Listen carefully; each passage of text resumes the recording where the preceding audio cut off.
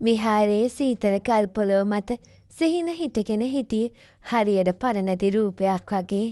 කමනි අක්කා කියපු වචන ටික ඔහුගේ කන් අස්සේ රිංගලා මුළු මොළේම අවුල් කරලා දාලා තිබුණේ. ඔහුට හිතුනේ මේ මුළු ලෝකෙම ඔහු දෙස බලා hina වෙනවා වගේ කතාවක්. ඒත් ඒ කමනි ඔහුගේ අතින් අල්ලලා ටිකක් ඈතට එක්කන් ගියාම ඔහුට දැනුනි පුදුම බයක්. "අප්කේ මට සමා වෙන්න. මම හිතලා කරපු දෙයක් නෙමෙයි ඒක." සිහින මෙවුලන හඬින් කිව්වා. ඔහුගේ ඇස් දෙකෙන් කඳුළු බේරෙන්න ඔන්න මෙන්න.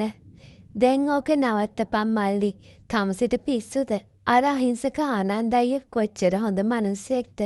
නැන්දත් එක්ක මොන සෙල්ලමද මේ නටන්න හදන්නේ?" කමනි අක්කා ඇහුයි බොහොම තදින්. ඒත් ඇගේ ඇස්වල තිබුණේ කෝපයට වඩා වේදනාවක්. "නෑ අක්කේ මම දන්නේ මට මොකද වුනේ කියලා. නැන්දව දැක්කම මට මා පාලනය කරගන්න බැරි වුණා. ඒත් මම තිවුරලා කියන්න. මම ඒක කළේ නරක හිතකින් නෙවෙයි." සිහින තවමත් උත්සාහ කළේ තමන්ගේ නිවැරදි බව පෙන්වන්න. "නරක හිතකින් නෙමෙයි. කකුල කොනිට්ටුවේ හොඳ හිතකින්ද?" "මල්ලි මට බොරු කරන්න එපා. මම ඔබව දන්නවා. ඒ ගෑණි ලෙහෙසි පාසු කෙනෙක් නෙවෙයි වගේ. නැත්තම් උඹ අත තියද්දි ඔහොම සද්ද නැතුව ඉඳීද?" කමනි වටපිට බලමින් හෙමින් කිව්වා. ඔවුන් දෙදෙනා කතා කරමින් සිටින අතරතුරේ ඈතින් ඉන්ද්‍රාණි නැන්දා එනවා ඔවුන් දුටුවා. ඇය එන්නේ බොහොම සංසුන් ලීලාවෙන්. සුදු පාට හැට්ටේ ඇගේ පිරිපුන් සේරුවට තද වෙලා තිබුණේ ඇයව තවත් ලස්සනට පෙන්නමින්. ඇගේ මුහුණේ තිබුණේ අමුතුම සිනහවක්. "මොකද ළමයිනේ මෙතන කරන්නේ? අම්මලා අර පැත්තේ බලනවා ඔයාලව පේන්න නෑ කියලා." ඉන්ද්‍රාණි නැන්ද ළඟට ඇවිත් කිව්වා. ඇය සිහින දෙස බැලුවේ බොහොම ආදරණීය බැල්මකින්. ඒත් ඒ බැල්ම පිටුපස සැඟවුණු රහසක් ඇති බව දැන් කමනි දන්නවා. "අපි මේ පොඩි දෙයක් කතා කර හිටියේ. නැන්දේ යමුද?" කමනි සිහිනගේ අතින් අල්ලගෙන ඉස්සර වුණා. සිහිනට ඉන්ද්‍රාණිගේ මුහුණ බලන්න පවා බය හිතුණා. නැවතත් දැන් රථයට ගොඩ වූ පිරිස ගමන ආරම්භ කළා. දැන් ඉන්ද්‍රාණි නැන්ද ඉඳගෙන හිටියේ සිහිනට හරියටම පිටුපසසුනේ. සිහිනට දැනුනේ ඇගේ උණුසුම් හුස්ම තම බෙල්ලට වදිනවා වගේ. ඔහු ජනේලෙන් පිටත බලාගෙන හිටියත් ඔහුගේ මුළු අවධානයම තිබුණේ ඇය වෙතයි. "සිහින මේ වතුර බෝතලේ පොඩ්ඩක් ඇදලා දෙනවද පුතේ?" ඉන්ද්‍රාණි නැන්ද හෙමින් ඇහුවා. ඇය බෝතලේ තික් කරද්දි ඇඟේ ඇඟිලි සිහිනගේ අතේ තැවරුණා. ඔහුට විදුලි සැරයක් වැදුනා වගේ. සිහින බෝතලේ ඇරලා ඇයට දෙද්දි ඇය ඔහුගේ අත මදක් තද කළා. කමනි අක්කා මේ දෙස බලා සිටින බව ඉන්ද්‍රාණි දන්නේ නැහැ. කමනිගේ මුහුණේ තිබුණේ දැඩි අප්‍රසාදයක්. "නැන්දේ මටත් පොඩ්ඩක් වතුර දෙන්නකෝ." කමනි මැදින් පෑලා කිව්වා. ඉන්ද්‍රාණි මදත් හිගැස්සිලා බෝතලේ කමනිට දුන්නා. ගමන අතරතුරේ දහවල් ආහාරය සඳහා වෑන් රථේ මුහුදු වෙරළට ආසන්න හෝටලයක නතර කළා. සියල්ලම පැස ආහාර ගැනීමට සූදානම් වුණා. ජයන්ත මාමා කුසුම් නැන්ද කතාවට වැටිලා හිටිය නිසා සිහිනට පොඩි නිදහසක් ලැබුණා. ඔහු සෙමි මුහුදු වෙරළ දෙසට ඇවිදගෙන ගියා. "සිහින පොඩ්ඩක් ඉන්න." පිටුපසින් ඇසුණි ඉන්ද්‍රාණිගේ හඬයි. ඇය වේගයෙන් ඔහු වෙත පැමිණියා. ඇගේ කෙටි සාය හුලකට මේ අත වැනෙමින් තිබුණා. "නැන්දේ මෙතනට එන්න එපා. අක්කා බලන් ඉන්නවා." සිහින බියෙන් කිව්වා. "කමනි ගැන බය වෙන්න එපා පුතේ. එයාට මම මොනවා හරි කියන්න." "ඇයි ඔයා මගෙන් ඈත් වෙන්නේ?" "අර වෑන් එකේදී ඔයා කරපු දේ මට තාම මතකයි." ඇය ඔහුගේ උරහිසට අතක් තබා කිව්වා. ඇගේ හඬේ තිබුණේ අමුතුම ආකර්ෂණයක්. "නැන්දේ ඒක වැරදි. මම දන්නා මම වැරද්දක් කළේ කියලා. ඒත් මට ඔයාව දකිද්දී." සිහිනට කතාව සම්පූර්ණ කරන්න ලැබුණේ නැහැ. ඉන්ද්‍රාණි ඔහුගේ තොල් මත ඇඟිල්ලක් තබා ඔහුව නිහඬ කළා. "වැරදි දේවල් තමයි පුතේ ලෝකයේ රසවත්ම දේවල්. ඔයා තාම පොඩි. ඒත් ඔයාගේ හිතේ තියෙන දේ මම දන්නවා. මටත් ඒක දැනෙනවා." ඇයි ඉතා ආසන්නයට පැමිණ රහසින් කිව්වා. ඇගේ සුවඳ සිහිනගේ සිහිය විකල් කරන්න සමත් වුණා. එතකොට මෑතින් කමනි අක්කා එනවා දැකපු සිහින වහාම ඉවතට වුණා.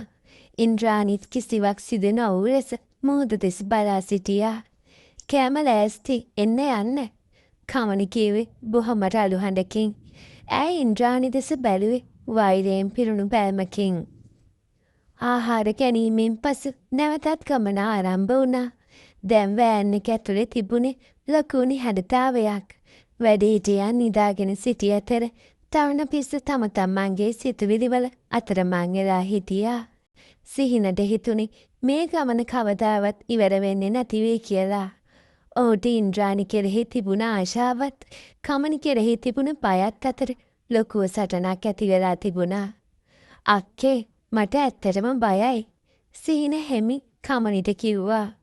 බය වෙන්න ඕන තමයි මල්ලි. තමුසේ මේ අමාරුවේ වැටෙන්න හදන්නේ. ඒ කියන්නේ තවුසයක් පාවිච්චි කරනවා විතරයි. ඕක ඉවර වෙන්නේ මුළු පවුලම විනාශ වෙලා. කමනි පැහැදිලි කළා. ඒත් මට එයා නැතුව ඉන්න බෑවා හිතෙනවා. එයා මට ගොඩාක් ආදරේ වගේ කතා කරන්නේ. සිහින තාමත් මුලාවක හිටියේ. ආදරේ මෝඩයෝ. ඒකට කියන්නේ ආදරේ නෙවෙයි. ඒකට කියන්නේ රාගය කියලා. උඹට තාම ඒක තේරෙන්නේ නෑ. ගෙදර කියපු ගම මම උඹව මේකෙන් බේරගන්නවා. කමනි දැඩි අධිෂ්ඨානයෙන් කිව්වා. ගමන අවසානයේ ඔවුන් නැවතත් නිවසට ළඟා වුණේ රාත්‍රී 10ට විතර. සියල්ලෝම වෙහෙසට පත්ව සිටියා. ඉන්ද්‍රාණි නැන්දා වෑන් එකෙන් බහිති සිහින දෙස බලා ඇහැ කිගි කළා. ඒක දුටු සිහිනගේ පපුව ගැහෙන්න ගත්තා. ඔහු දන්නවා මේක අවසානයේ නෙමෙයි අලුත් කතාවක ආරම්භය විතරයි කියලා.